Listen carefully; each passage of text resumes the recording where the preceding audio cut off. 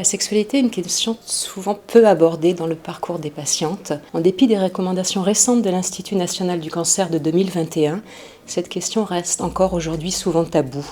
Une enquête récente a démontré en effet que seuls 10 à 15% des patientes femmes avaient pu évoquer leur sexualité au cours de leur parcours de soins.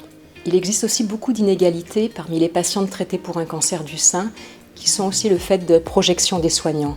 On évoquera en effet plus souvent la sexualité chez des patientes jeunes ou en couple, et on oubliera de l'évoquer à une patiente plus âgée, pour lesquelles la question peut être prépondérante, et encore moins à des stades évolués, voire métastatiques, où la question devient souvent taboue. Le cancer va altérer l'intimité des patientes de manière particulièrement brutale.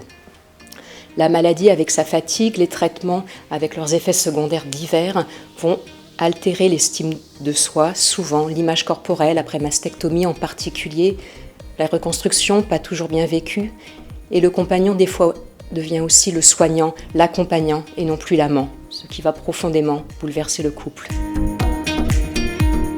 Les traitements du cancer du sein peuvent avoir un impact sur l'ensemble de la sexualité et plus particulièrement aussi au niveau de la sphère gynécologique et induire par exemple plus de sécheresse vulvovaginale et plus de douleur au moment des rapports. Cela peut impacter l'intimité et la qualité de vie du couple et la qualité de vie globale dans son ensemble. Pour cette raison, au sein d'une prise en charge pluridisciplinaire, on peut axer sur une prise en charge spécifiquement de la sphère gynécologique pour ces différents troubles. Pour lutter contre ces troubles gynécologiques et plus particulièrement sur la sécheresse vulvovaginale, on va pouvoir utiliser en première intention des gels hydratants vaginaux à base d'acide hyaluronique pour hydrater les muqueuses vaginales, associés à des probiotiques pour lutter et pour renforcer la flore vaginale. On peut proposer en complément des séances de kinésithérapie pelvienne pour renforcer la musculature plus profonde du périnée ou lutter contre des contractions réflexes au niveau paravaginal.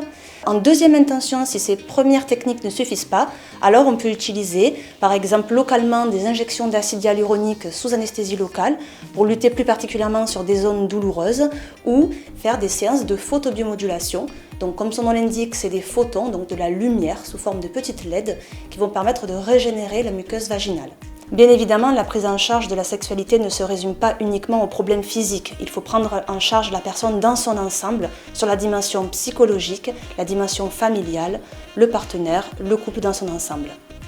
Si elle n'est pas prise en charge, la santé sexuelle va être altérée chez plus de la moitié de nos patientes. Qu'il s'agisse d'une évaluation à 2 ans, comme à 5 ans, les choses ne s'amélioreront pas. La prise en charge repose souvent sur des mots simples et des conseils, des petits trucs, et surtout beaucoup de réassurance. Tous les soignants doivent être habilités à apporter ces informations. Aussi, n'hésitez pas à vous rapprocher de celui dont vous vous sentez le plus proche ou plus en connivence. Souvent, ces mesures vont suffire. Mais parfois, quand cela est nécessaire, des consultations dédiées très spécifiques à l'oncosexologie peuvent vous être proposées. La patiente y viendra seule ou accompagnée selon ses préférences, et un accompagnement dédié et personnalisé sera proposé.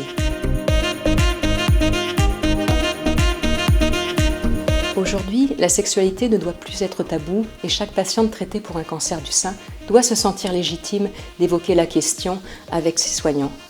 N'hésitez pas à leur en parler.